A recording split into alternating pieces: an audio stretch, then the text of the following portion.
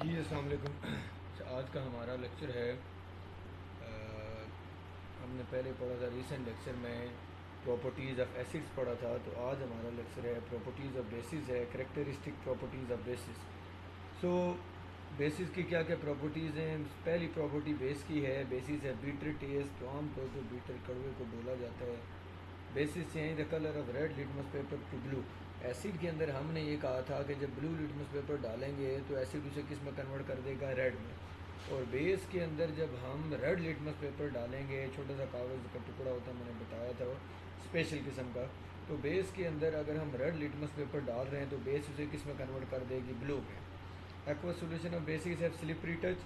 तो बेसिस के aqua solution से क्या मराद, कोई भी बेस अगर आप पानी में ऐड कर दें और वो पानी में हल हो गई है, इसका मतलब वो जो सोल्यूशन बना है पानी और उस बेस वाला, वो आपके पास कल आ रहा है एक्वा सोल्यूशन। तो जैसे आप घर में साबुन, सरफ या शैम्पू वगैरह पानी के साथ मिक्स करते हैं तो वो सारे के सारे आपके पास एक्वा सोल्यूशन है और सारों का स्लिपरी टच भी है।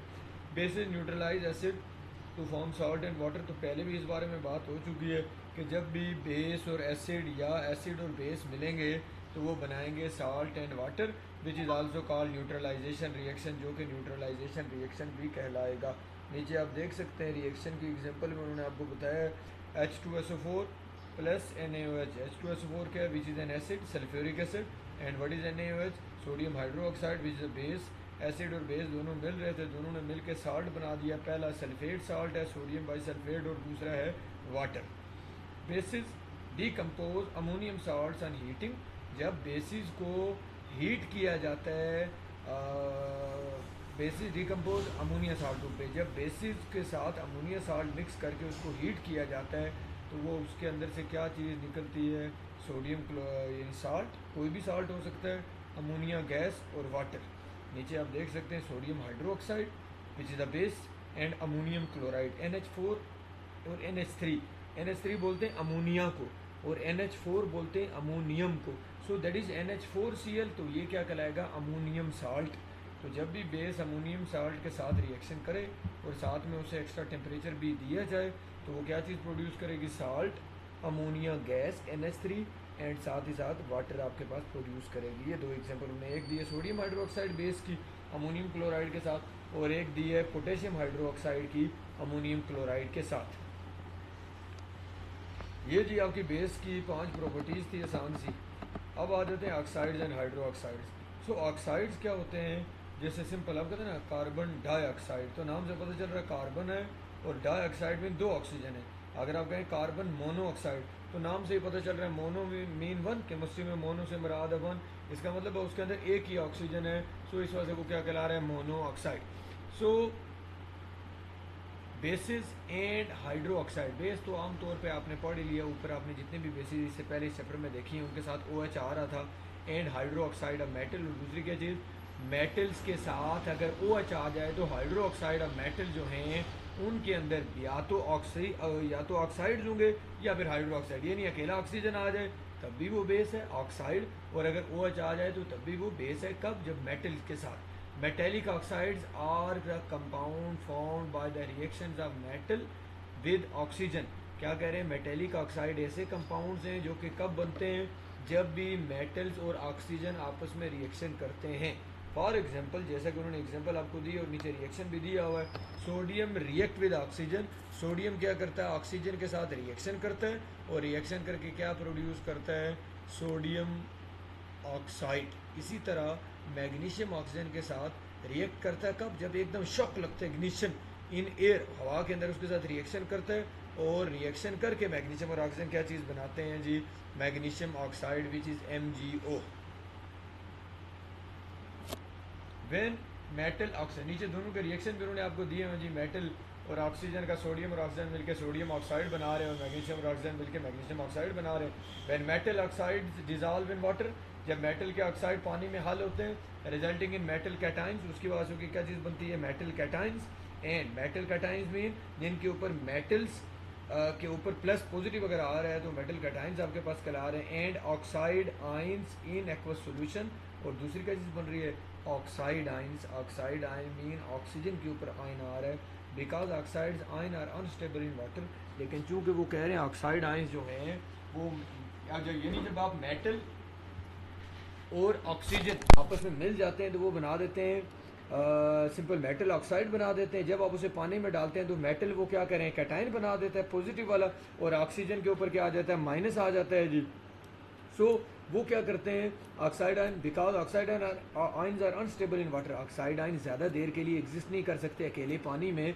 दे immediately accept proton from water molecule, वो क्या करते हैं, पानी के मालिक्यूल से प्रोटॉन लेते हैं। पानी के मालिक्यूल से प्रोटॉन मीन पानी के अंदर से एक हाइड्रोजन ले लेते हैं, तो वो ऑक्सीजन नहीं रहता, बल्कि वो किस में कन्वर्ट हो जाता है, हाइड्रो ऑक्साइड OH में। नीचे आप अगर रिएक्शन में देखें तो यहाँ पर कितने थे, एक तो ऑक्सीजन आयन था, साथ में plus H dash OH, dash में नहीं बॉन्ड है, कोवलेंट बॉन्ड है HOH। अब ये HOH क्या है, ये H2O है विच इज़ कॉल्ड वाटर। इस वाटर का एक हाइड्रोजन जो साइड पे लिखा गया है लेफ्ट साइड पे, वो उतर के ऑक्सीजन के साथ कनेक्ट हो गया, तो फिर कितने OH आ गए हमारे पास, 2 OH नेगेटिव आ गए हैं। उन्होंने साथ साथ एक क्वेश्चन भी पूछा है जी, आपने यहीं पे आंसर भी लिखना है, which species is the proton donor, कौन सी चीज़ प्रोटॉन डोनेट कर रही है, H2O, पानी अपना हाइड्रोजन दे रहा है, इसका मतलब प्रोटॉन डोनेट कौन कर रहा है, वाटर मालिक्यूल अपना प्रोटॉन डोनेट कर रहा है। देन अब हुआ क्या कि जब आपने मेटल ऑक्साइड वो आपने ऊपर बना लिया, अब जब मेटल ऑक्साइड को आपने पानी में मिक्स कर दिया तो फिर वो मेटल ऑक्साइड किस में कन्वर्ट हो गया, मेटल हाइड्रो ऑक्साइड में कन्वर्ट हो गया। नीचे आप देख सकते हैं ऊपर MgO बना था, MgO को आपने पानी के अंदर हल किया तो उसने क्या दे दिया, MgOH2। इसी तरह सोडियम ऑक्साइड था, आपने पानी के अंदर मिलाया तो उसने क्या दे दिया, sodium hydro oxide which is base. Calcium oxide को पानी में आपने मिलाया, उसने क्या दे दिया, कैल्शियम हाइड्रो ऑक्साइड। सो पहली क्या चीज़ है, मेटल और ऑक्सीजन रिएक्ट करके क्या बना रहे हैं, मेटल ऑक्साइड। देन वो मेटल ऑक्साइड जब दोबारा वाटर मॉलिक्यूल्स के साथ रिएक्ट करेंगे तो वो क्या देंगे, मेटल हाइड्रो ऑक्साइड।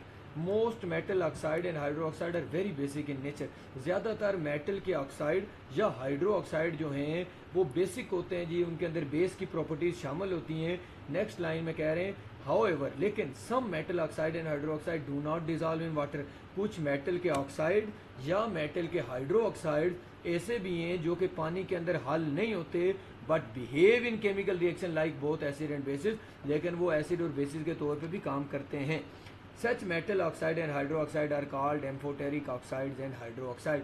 सो ऐसे मेटल के ऑक्साइड या हाइड्रो ऑक्साइड जो कि एसिड के तौर पे भी काम करते हैं और बेस के तौर पे भी काम करते हैं, वो आपके पास क्या कहलाते हैं, amphoteric oxides and hydro oxide. पीछे आप पढ़ ही चुके हैं एम्फोटेरिक क्या चीज़ होती है, जो एसिड के तौर पे भी काम कर सके और बेस के तौर पे भी काम कर सके। सो ऐसे ऑक्साइड्स मेटल के या ऐसे हाइड्रो ऑक्साइड जो कि एसिड और बेस दोनों के तौर पे काम कर सकते हैं, वो आपके पास कहलाते हैं एम्फोटेरिक ऑक्साइड्स, या फिर OH आ जाए तो हाइड्रो ऑक्साइड। उन्होंने एग्जाम्पल दी एम्फोटेरिक ऑक्साइड और हाइड्रो ऑक्साइड्स की, आपने कोई एक दो याद रखनी है। पहला है एल्यूमिनियम ऑक्साइड Al2O3, दूसरा एल्यूमिनियम हाइड्रो ऑक्साइड, तीसरा है जिंक ऑक्साइड और चौथा है जिंक हाइड्रो ऑक्साइड। ये चारों एग्जांपल्स हैं एम्फोटेरिक ऑक्साइड्स और हाइड्रो ऑक्साइड्स की।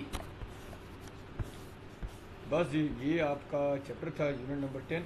अभी आप साथ ही साथ देखेंगे जी, यहाँ पे MCQs में लगवाऊंगा, आपने ये अपनी बुक पे भी लगाने हैं, जिन्हें नोट कर लेने। सो पहला MCQs है, which of the following can not be classified as Arrhenius acid, कौन सा इन चारों में से ऐसा कंपाउंड है जिसे आर्हीनियस एसिड नहीं बताया गया। तो इन सारों में देखें H मौजूद है ही है, लेकिन CO2 जो है उसमें ना तो H है ना तो OH है। इसका मतलब है ना आर्हीनियस इसको एसिड कह सकता था, ना आर्हीनियस इसको बेस, क्योंकि आर्हीनियस के एसिड और बेस के लिए ज़रूरी था या तो H हो या फिर OH हो। So option C is correct. Which of the following is a Brønsted base, कह रहे हैं कौन सी ब्रॉन्स्टेड बेस है, तो ब्रॉन्स्टेड बेस की डेफिनेशन आपको याद होनी चाहिए, वो वाले ऐसा कंपाउंड जो कि हाइड्रोजन ले सके, वो आपके पास क्या कहलाता है, ब्रॉन्स्टेड बेस, जो प्रोटॉन एक्सेप्ट करे। अब इन सारों में देखें तो किसी में पॉजिटिव साइन नहीं आया, यानी उसने प्रोटॉन लिया नहीं हुआ। अब किसने प्रोटॉन लिया हुआ है, H3O पॉजिटिव ने, लास्ट ऑप्शन डी जो है उसने एक हाइड्रोजन एक्स्ट्रा लिया हुआ है, इस वजह से वो क्या कहला रहा है, Bronsted base. So milk of magnesia MgOH2, magnesium hydroxide का नाम क्या है, milk of magnesia. It is used as an anti acid, anti acid के तौर पे काम करता है। पहले भी बताया गया है जी यूजेस के अंदर एंटी एसिड क्या चीज़ होती है, जो एसिडिटी को ख़त्म करती है, तजाबियत को, जैसे आपके मैदे की तजाबियत अगर हो रही है, स्टोमक एसिडिटी, उसको ख़त्म करने के लिए ये एंटी बायोटिक के तौर पर काम करती है जी। कह रहे हैं which salt is formed in this reaction, तो मैग्नीशियम हाइड्रो ऑक्साइड कह रहे हैं जी कि जब ये रिएक्शन करता है, स्टोमक की एसिडिटी, आपके मैदे में क्या चीज़ होती है, HCl, तो magnesium hydro oxide which is a base और HCl which is an acid, तो फिर एसिड का दूसरा पोर्शन Cl और बेस का पहला पोर्शन Mg, ये दोनों मिलके कौन सा सॉल्ट बनाते हैं? तो definitely it is MgCl2। So option C is correct. अच्छा जी, इसी तरह आपके पास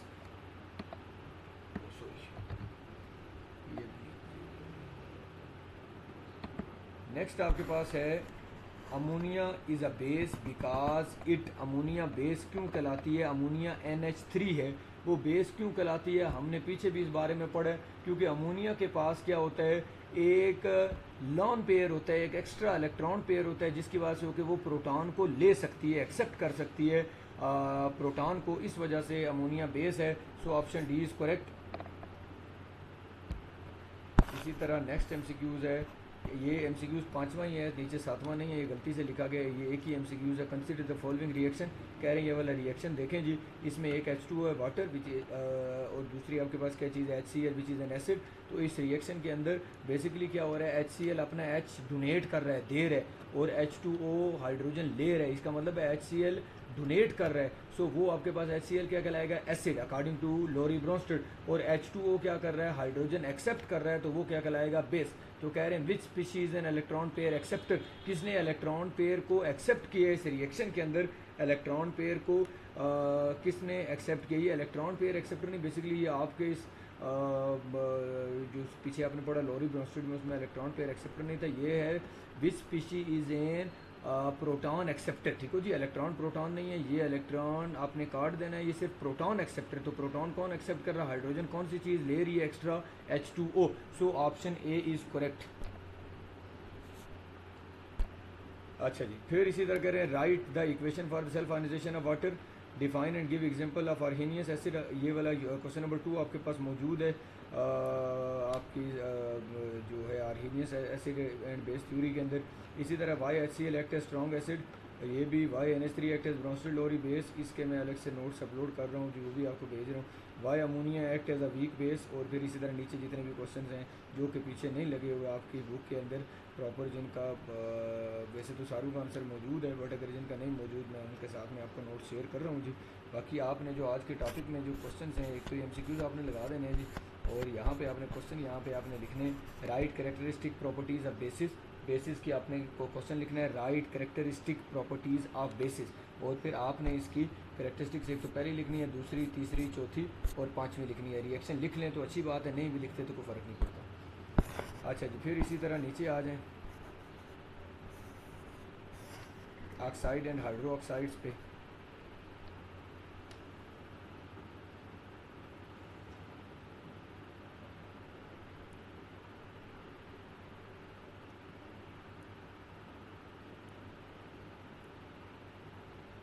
इसके ऊपर आपने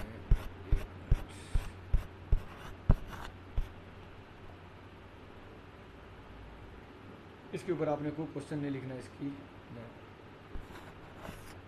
या इसके ऊपर क्वेश्चन लिखे हैं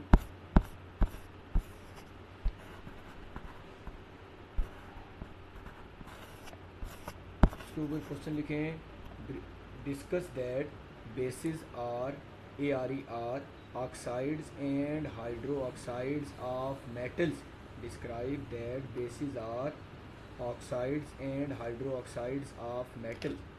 और फिर आपने यहाँ से पहली लाइन से लेकर दूसरी लाइन तक लिखना है, ठीक हो गया जी।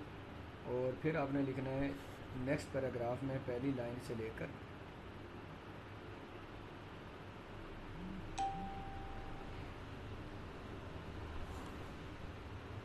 तीसरी लाइन के आखिर तक, ठीक हो गया जी।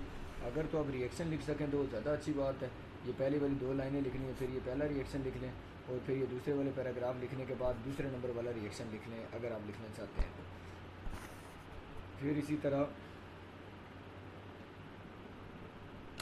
यहाँ पे नीचे जो लास्ट पैराग्राफ है उसके ऊपर क्वेश्चन आपने लिखना है what are amphoteric oxides and hydroxides, what are amphoteric oxides and hydroxides. उसके लिए आपने यहाँ से ये जो लाइन नंबर 2 है लास्ट पैराग्राफ की, सम मेटल ऑक्साइड से लेकर आपने आखिर तक लिखना है। एग्जांपल नीचे 4 दी हुई हैं, आप पहली 2 कर लें, एल्यूमिनियम ऑक्साइड और एल्यूमिनियम हाइड्रो ऑक्साइड वाली एग्जांपल। सो ये 3 क्वेश्चन आपने यहाँ से लगाने, बाकी मैं एक्सरसाइज वाले नोट शेयर कर रहा हूँ, वो आपने क्वेश्चन के आंसर वहाँ से लिखने नोटबुक के ऊपर, ठीक हो गया जी। Thank you very much.